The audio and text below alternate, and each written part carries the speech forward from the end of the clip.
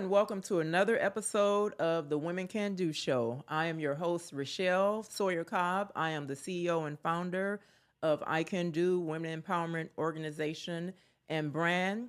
And we have with us today our special guest, the beautiful, amazing Lakendra Pitchford. Thank you. Thank Welcome, you. Lakendra. Thank you for welcoming me here. We are so happy to have you. Lakendra is the director of a family-owned business, which is Pitchford Family Mortuary. She's the director there, and we are so happy to have her here and just to talk about her success, her journey to even get to that part of being a contributor in the family business. So welcome, Lakendra. Thank you for having me here, Rochelle. So I'm here today to just answer any questions that anyone may have regarding the funeral home business. Yes. I'm a 32-year-old funeral director in the greater Los Angeles area, South Central, Pitchford Family Mortuary, where we help families with low-cost funeral services to be able to meet their needs, to be able to send their family off the correct way. Wow. Yes. That's amazing. Yes. And I can personally say, because due to the recent passing of my dad, you all took care of us very well. And I've shared this with you before, but it was, for it to be a time of grief, it was actually an amazing experience as well. So you guys made it, at ease. Everything turned out beautiful. You were very professional, made us feel comfortable and loved. So I just want to publicly thank you. I already thanked you before, but I want to publicly thank you. And the mortuary, just all of the staff, everybody was wonderful. So we really felt warm and we really felt love. So that's my experience with Pitchford Family Mortuary. We appreciate that, and it keeps me going. It keeps us going to get families like you all that come in and appreciate the work that we do, even in the area that we're in. We really appreciate the fact that you guys trusted us, with your services. Yeah. And I know I dealt with you guys very closely as a family, and you guys were a delight to deal with the whole way through. Thank you. And I just appreciate your kind words, because it keeps us going to continue to build the community of the funeral home business. Yes. I love it. Yes. So let's get into it, Lakendra. Tell us, who is Lakendra? Well, Lakendra is a 32-year-old mom of one. I did recently have a passing of a son in 2021. I went to Cal State Fullerton for my bachelor's degree in business management. And I'm just a person here trying to help grieving families and make sure that families get to where they need to go in a timely manner, in a good space. Yes. I love it. And so you're from LA, right? I'm from Inglewood, California. Okay. Yes. Okay. Yes. Wow, Yes, that's amazing. And 32 years old. Yes. Being a funeral director, that's a huge responsibility. Yes. Especially for you. I'm 53, so you're considered young to me. You are not 53, but okay. Don't look like it. So how is that? Because I know that has to be, I would say, a challenge. With you get maybe older people that come and and they're faced with you knowing that you're young. So how do you kind of, I guess, navigate through that? So I've been doing it for 10 years. 5 of them, I was basically just, in the background, just doing death certificates, doing paperwork, learning the inside and out of, how to make sure that if anything comes, bureau, anybody, we have our paperwork together, offices together, and everything like that. Yeah. I then decided to step in 2019 to just kind of like get my feet wet and just try to see, how families, are. Granted, I was very, very shy at first to kind of like, get to know families or even go in there and counsel a family. That's what it's called, arrangement counseling, just trying to make sure that, every family is satisfied. Yeah. So it was very hard at first, because you deal with a lot of people maybe saying, oh, she doesn't know what she's doing, or she's so young and this and that. But when they see, I always tell them, don't thank me now. Wait until it's over. Wait until it's over. Because I want to make sure that every step of the way, even though when you came in, it's okay if you didn't trust me at first, but when you came in, you felt some type of way. But when you leave out, I want to make sure that you feel comfortable and that you can say, hey, you really saw me through this, or you got me through this, or you helped me get through this more. Because I try to do it in a way where people know the ins and outs of what's going on with their family member. Hey, your loved one is like this, or hey, your loved one needs this or this and that, so that they know ahead of time that, you know, this is what's going on and this is what I need to do to face this thing. So it gets better in time, you know, to you know, people start to trust me more when I actually started seeing more and more families. I was able to, you know, gain people's trust right off the bat. Right off the bat. And I always tell people as well, go check some other places out. I always say that. Go check some other places. And I've had people run right back to me like, no, we want to come stay here because we feel like you're giving us more information than what we get over there, and it's kind of hard for us to kind of grab information from other places. But you guys are letting us know the ins and the outs, and that's what they love. Wow, that's amazing. So, was it planned for you to get into the family business? Was that part of your plan? Like, how did you come to that decision? So it wasn't planned. Originally, I went to college to be a business major. My main thing when I have my son, he's now 12 years old, but when he was younger, my main thing was to help other young mothers like me to kind of get in a better situation than what they are in. That was like my goal. And then also to become a teacher. So it wasn't my plan, and then also to become a counselor. So it wasn't my plan to do this at all, the business at first at all. But then, you know, my father, he's, you know, like, oh, just, you know, I was doing different odd jobs, working at the oil refinery, different things like that, you know, had my own thing going on. And he's like, oh, just come help, you know, the family business, come do this, come do that. So that's where those death certificates started. Where I started doing that at first. And then after that, that's when he was like, oh, well, you know, you went to school, so you might as well go take the test. And I went to take the test. And when I took the test, the first time I didn't pass it. So I was just like, oh, kind of like a little bummed out about that. And then I kind of did some more studying and trying to differentiate the words of what they're asking you. So then I did that. And then once I did that, it was like, okay, well, I think you're ready. You're ready to come. I was like, no, wait, no. But I then began to have a passion for it when my son passed away, because I understood, like, you know, loss. At first, you know, I was like, I don't know if this is for me. I don't know if this is something that I want to do. I don't know. But then when it came to my son, you know, passing, I said, okay, if this feels this bad, I now understand what people are feeling. Like why they're feeling the way that they're feeling. And so it kind of gave me a more of a compassion type setting for the business. Wow. And who knew? And I'm quite sure your dad probably was in his plan. No, I don't think it was, because he has more boys than I'm the only girl. I think it kind of like was a surprise for him that I was like, okay, we're gonna do this. I'll do this. I'll make it make sense, and you know. So I think it was more of a surprise for him because he had more boys than he had, you know, girls. So, And the reason I asked that, because typically, I know, like with me, so I come from a family of entrepreneurs, right? And so my granddad, he owned a jewelry shop in LA. This is back in the day, off of Broadway, downtown here somewhere. And then my dad and his brother, they had a jewelry shop, and then they ended up opening a record shop in Linwood. So people would think automatically, because we come from a family of entrepreneurs, that that's what we would choose. But my dad pushed education, like, you know, you go to college, you get your degree, and you go and you have a career. So I had never planned on being an entrepreneur until 2020.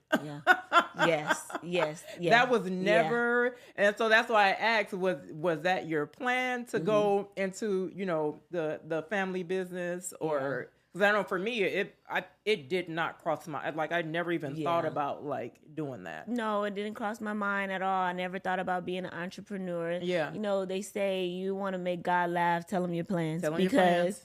he going to do something totally Totally different different. than what you thought Totally to different. dream. So I didn't think that, no, I would be in a position I am today. I didn't think that I would be Yeah. in the funeral home business at all. No. Yeah. So in the funeral home business, so I always ask people, what's your rose and what's your thorn? So of course the rose is the highlight, the success, the small wins or whatever, and the thorn of, you know, maybe something you experience, even though it was a bad experience, a thorn can also help build you, you know, build Right. your character. So what would be in the funeral home business? What would you, as of now, say your rose and your thorn is? My rose in the business would be when everything goes smoothly. Yeah. We would want everything to go smoothly. Oh my God, it makes me so elated and happy Yeah. that everything goes smoothly. Yeah. That's my rose. My rose is when people choose us, Yeah. and then they're satisfied Yeah. after choosing us, and that, you know, everything, you know, That's important. went, you know, good for them. Yeah. You don't. That's someone's important day. You Yeah. don't want Yeah. anybody's day to go bad. You don't want anything to go wrong. Yeah. You know, so my rose is when all the third parties get together and everybody is happy and the family is taken care of, and they're just like, my loved one looks great. I'm happy. You know, thank you so much. Fine. I'm glad that it puts some peace, because what I say to people is that when you bury someone or you put someone away correctly, the hurt is never going to go away. Right. It gets lessened. It lessens, but when you know you did it in a good way, you put them away in a good way, it Right. kind of helps you, you know, Exactly. in the end to like kind of like get through it. Yeah. Like you didn't just leave your loved one abandoned. Yeah. You didn't, you know, do this and that. So Yeah. yeah, Yeah. that's Yeah. my rose. Yeah. My thorn in the business would be the misunderstanding that the things families don't know, the things that, you know, when people come from a different place, let's say if they come from the hospital, if they come from the coroner's office, or if they come from their home, they pass away at their home, Yeah. and they maybe, I don't know, maybe the family saw them, you know, Yeah. recently. Yeah. Maybe they did not see them recently. We never know as the funeral home. We don't know, you know, what's going on, what happened with your family. My thorn is when they blame the funeral home for everything, for things that we have nothing to control do over. with. Yeah. Things that we have no control over, Yeah. things that we can't change. Yeah. And that is my biggest thorn, you know, in the funeral business, because there's a lot of explaining. There's a lot of like, okay, well, we get the backhand of everything. We get to know, okay, so what happened? You know, they don't say it at first. Yeah. But when they see something that they don't like, okay, well, let me know what, you know, you don't explain to us what actually could have, you know, Yeah. been the reason as to why your loved one is decomp or deteriorating or anything like that. So Right. that's my thorn in the business. Yeah. The Yeah. misunderstanding of everything. Yeah, Yeah. yeah. How do you navigate through that? Like, how do you, let's say you get that family member that is just irate, just, you know, you know, just emotions are like, how do you, because I know your personality, I could see how you could totally like diffuse and I calm the try. I try. situation. So is that I what try you, so bad. yeah, I can Yeah. see you being able to do that. So do you are successfully able, because everybody can't handle, you know, the emotions of other, you know, and it's like, it's a way the person may come at you, you know, aggressively or whatever,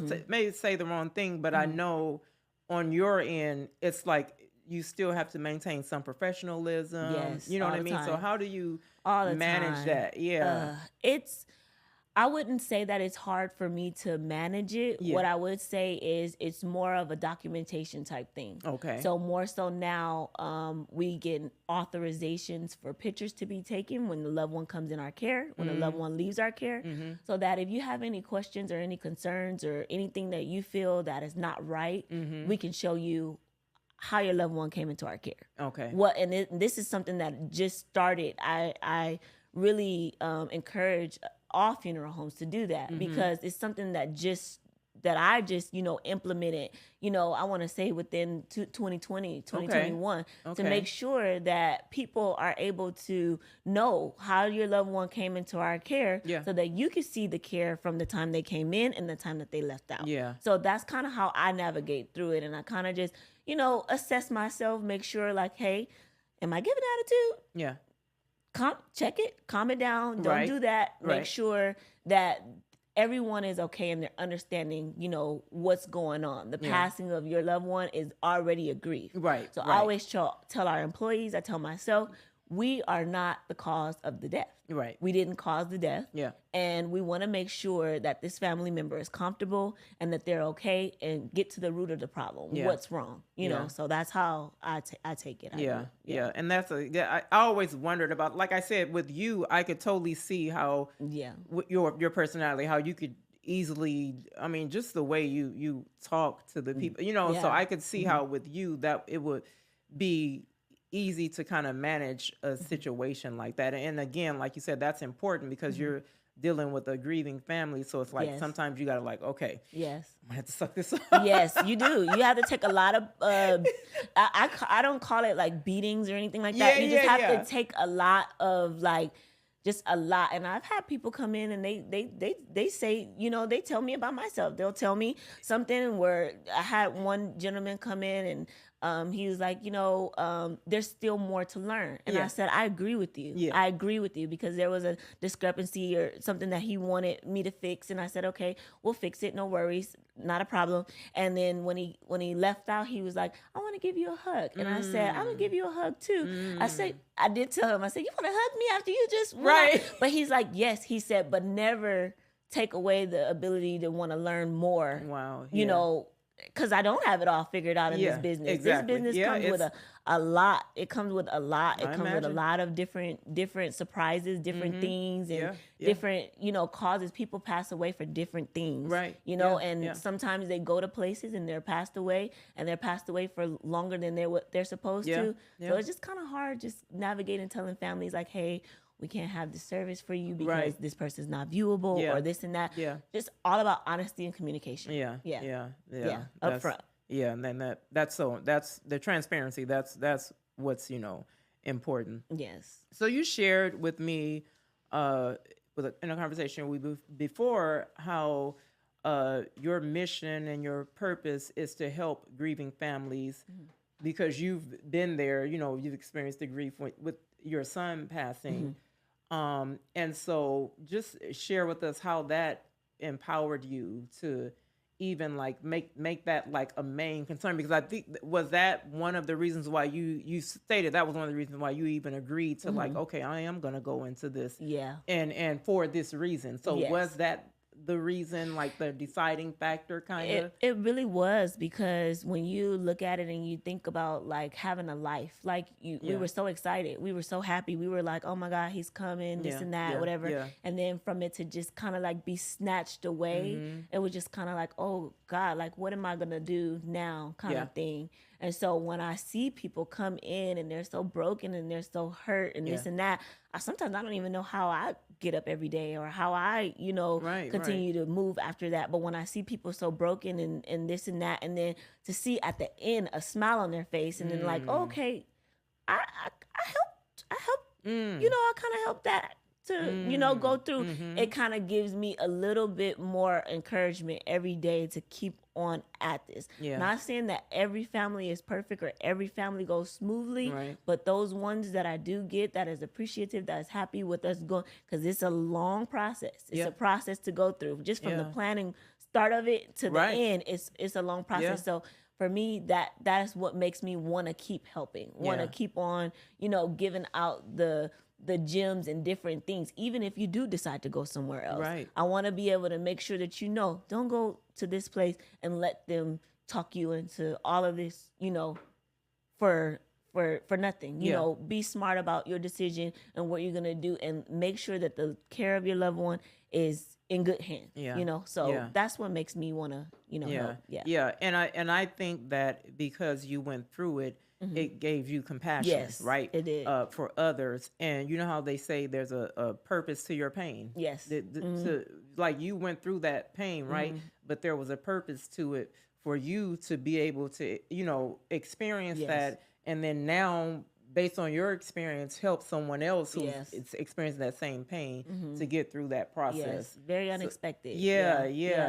So it helps to know that somebody is getting some type of help, because, you know, when my son passed, my dad helped me to get through that. So to know someone that to push you through it and get you through that, it's just it's a good help. Yeah, that's beautiful. So how do you balance? I know that you're a mom of your handsome little son. Thank you. How do you balance your career and being a mom? Oh, sometimes I have to bring him to work with me. I do, because there's no other, like, you know, he's in school, so I do have a good support system. My mom, she helps me out a lot, you know, with my son. Ever since he's been born, they've like stuck together like glue. So it's kind of like once I'm at work, I'm working this and that, and he's very mature, so he knows, you know, when I'm working and when I like need to get this stuff done. And then once I get it done, then he'll, you know, we'll jump right back into mommy son mode. And so it's a balance. It's hard sometimes, but I do thank God for the support system that I do have, because if I didn't have that, then it would be like he would be coming to work with me every single day, you know, just to, you know, when he's not in school. So that's how I balance it. Just, you know, try to keep him with me and try to have him learn the business. Maybe this is something that he wants to do, you know, in the future, not pressing it on him. He has his own future, but maybe this would be something that he would want to do, you know, in the future. And it's like, I agree with that. Like, you're giving him exposure. You're not necessarily forcing him into it, but just exposing him to it to say, hey, you know, and especially at a young age, you know, so he can start watching and seeing, and, you know, maybe this is something, you know, this may be his legacy. You know what I mean? Yeah, maybe so. And never know. We don't know what exactly. What God you don't know. I didn't think this was gonna be for me. But it's good to expose them to these different things and then let them choose rather than you know, forcing them to. Right. Exactly. Yeah. So were you were in college? You had him. You were in college at the same time. Yes. I know that had to be. I've been there. It was a lot. It was a lot. It was a lot of failures. It was a lot of stopping. It was a lot of going back. It was a lot of, until one time I was just like, I'm going to go straight through with this, and I'm going to do it, and I'm going to get this done. And then I did, you know, my AA degree, and then I went to my bachelor's degree. So now I'm focusing on trying to, because the grief was so hard with my other son, I've been saying every year, I'm going to apply back, you know, to school, you know, to get my master's degree, you know, different things like that. And, you know, the program I want to go into, it has to be, you have to apply and then wait until the following fall semester to get in.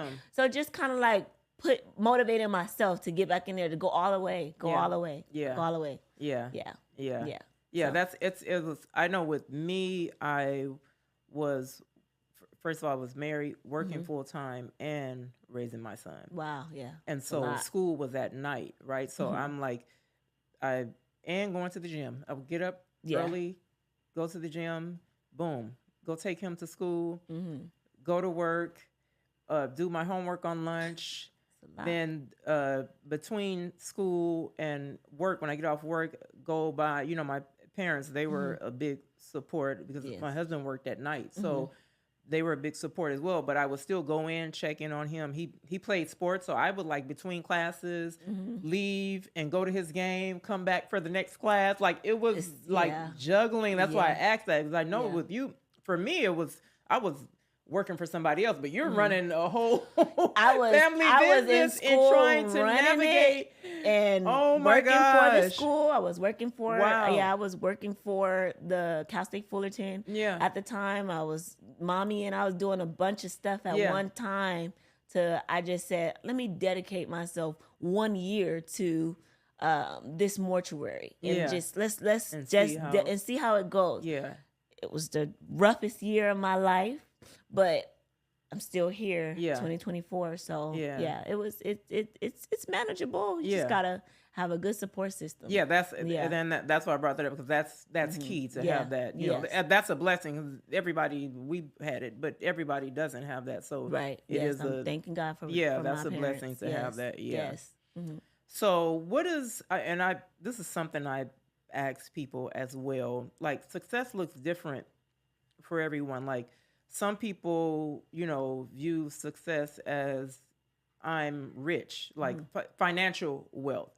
For me, success is like the whole self, the whole everything. Because you can have all the money, your bank account can be full, and you can be at home alone and unhappy, right? No one to share it with, or no one to enjoy life with. You're right. So what does success look like for you?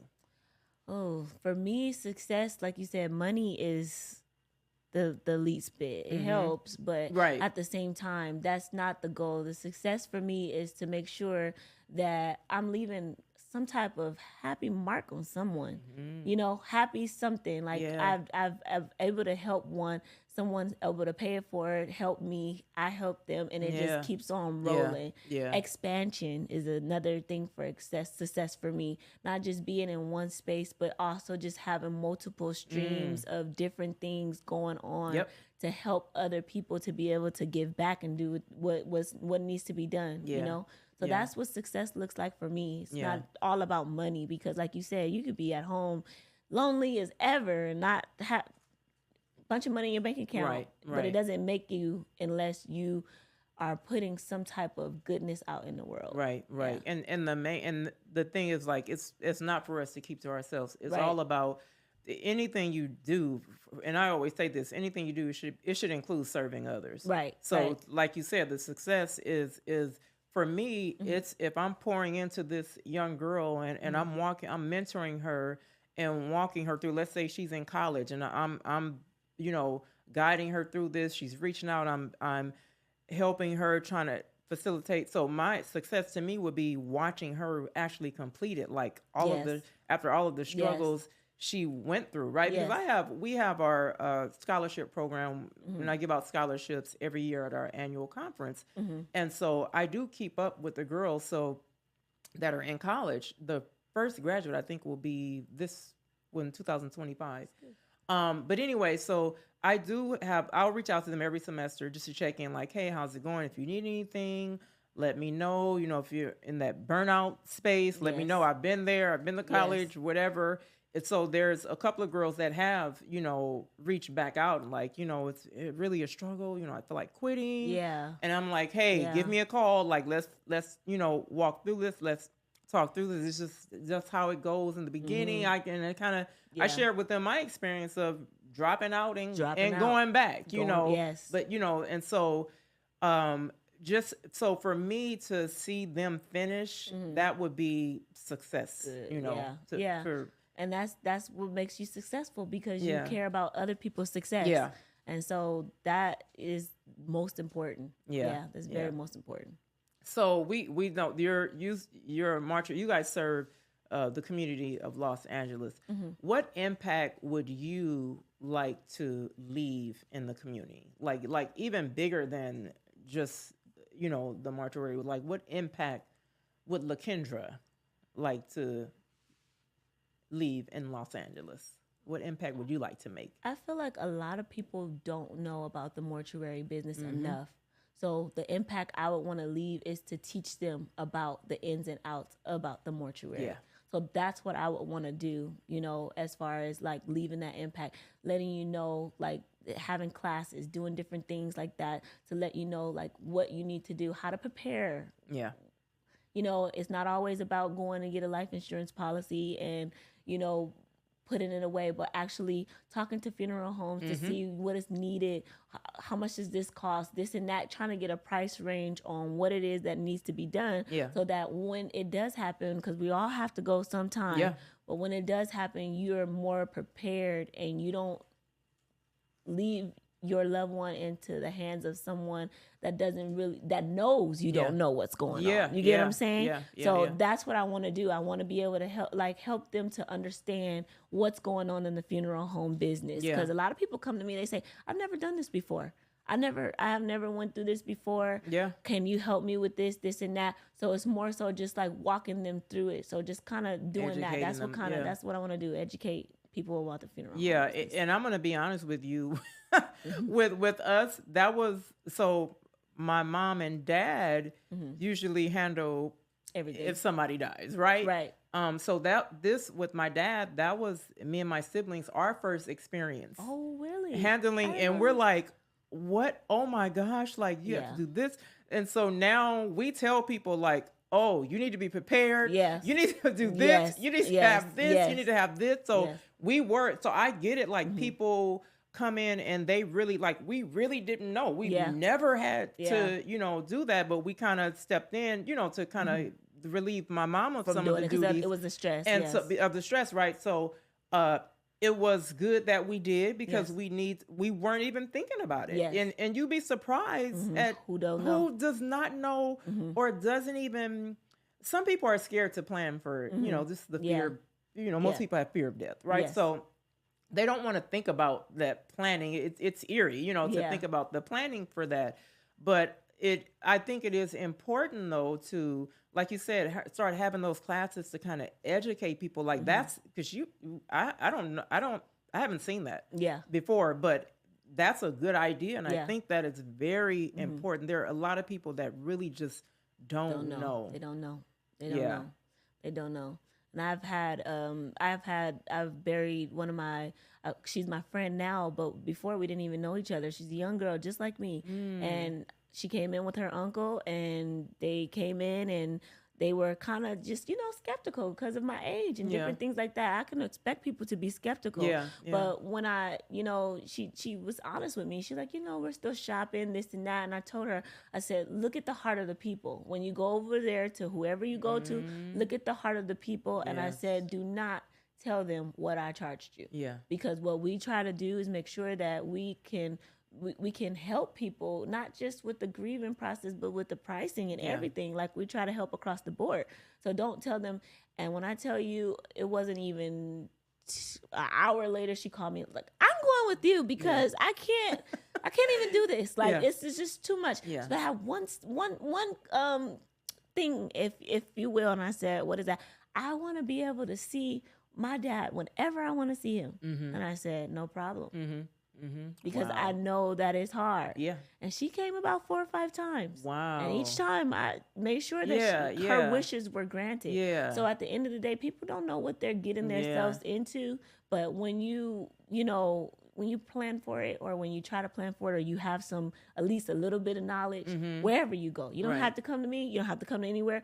At least you'll know. At least you'll know. At least you'll say, well, I know how to go get a death certificate, or I know how to do this, or I know how to do that. At least you'll know. I love that. I love that. So what would you like your legacy to be? For my legacy, right now it's really hard to tell. It's really hard to say what I would want my legacy to be, but I would want it to be something nice. I would want somebody to say, she really, was open and honest with me. She really helped me and communicated with me how to get through a hard time.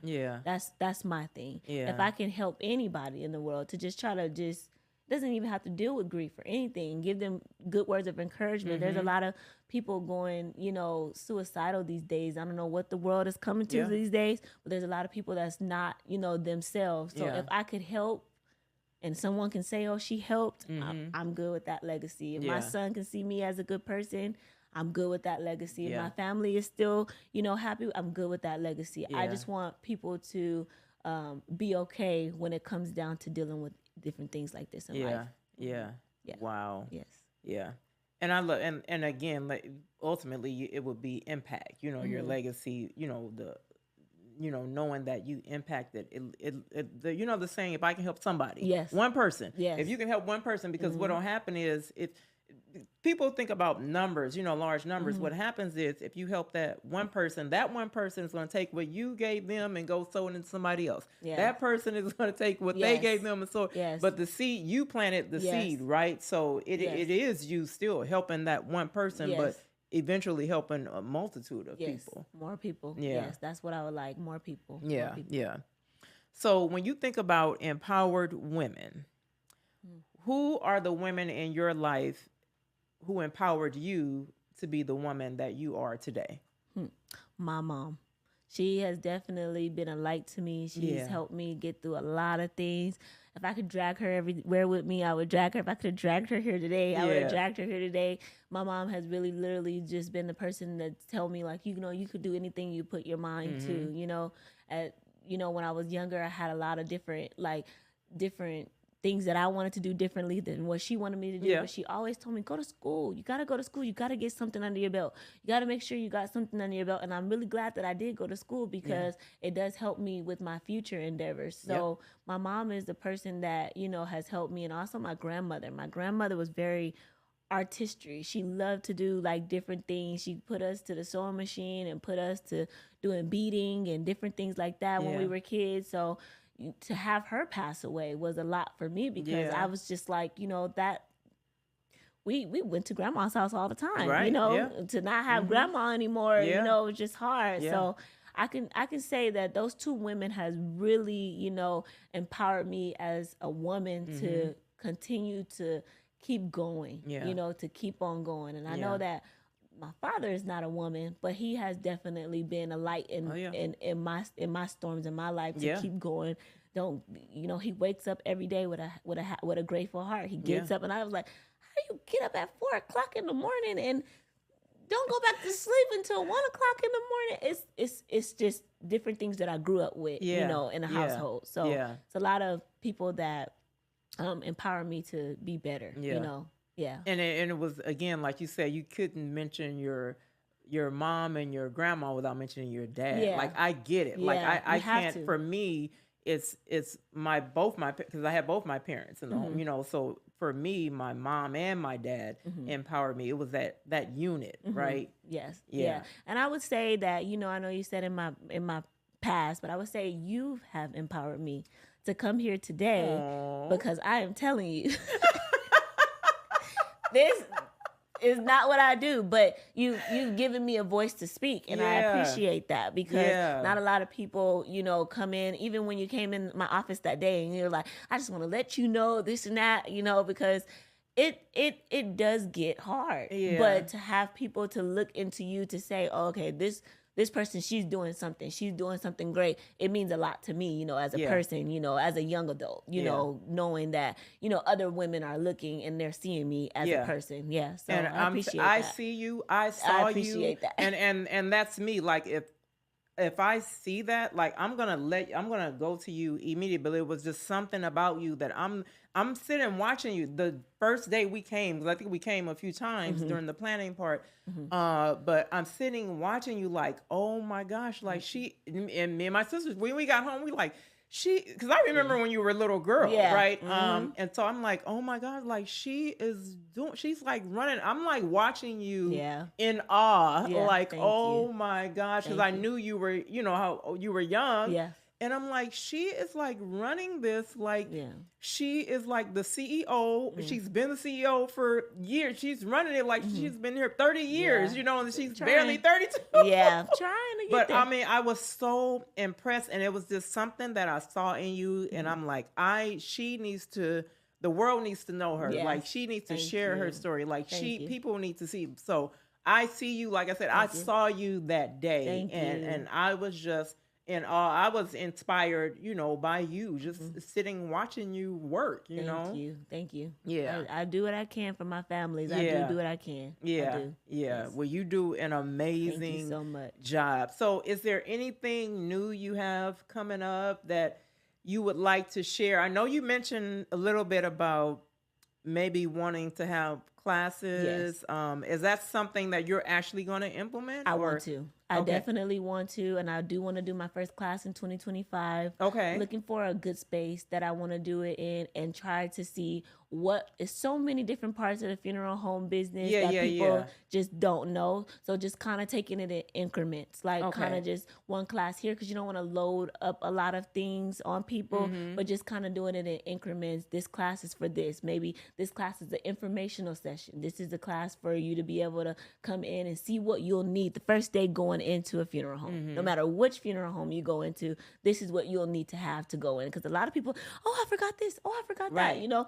at least people will have that, you know, that part of planning, because people just want to get straight to the money part. But it's more things that you have to have. You know, if you're dealing with insurance, if you're dealing with whatever you're dealing with, I want to be able to at least have a class in 2025 to just say, okay, we went over the basics of what to do when you come in for a funeral service. Well, I'm looking forward to it. That is like when you shared that idea with me before, I just thought that was amazing. Like I said, I don't know any classes like that. I never heard of it. Like you were the first person to ever even say that. And it is so needed. It is so needed. So I am so looking forward to it. Reach out if you need our support with anything, because I would love to get involved in some way if I could. But I want to thank you so for joining me today. I have just been waiting to get to chat with you, and just so the world can see who Lakendra Pitchford is. So I want to thank you for joining me today. You are beautiful. You are amazing. So and keep letting your light is shining bright. Keep letting your light shine. Thank you so much for having me out today. I appreciate you and all the work that you're doing for empowering women. You definitely empowered me today. Thank you. To get up out of the bed and come here and make sure that I'm on I Can Do. Appreciate it. Thank you so much. And to our viewers, I want to thank you for tuning in to another episode of the Women Can Do Show. Be sure to subscribe to our YouTube channel at I Can Do Biz, and be tuned in for the next episode of the Women Can Do Show. Thank you. Be empowered, be informed, and be transformed. We did it.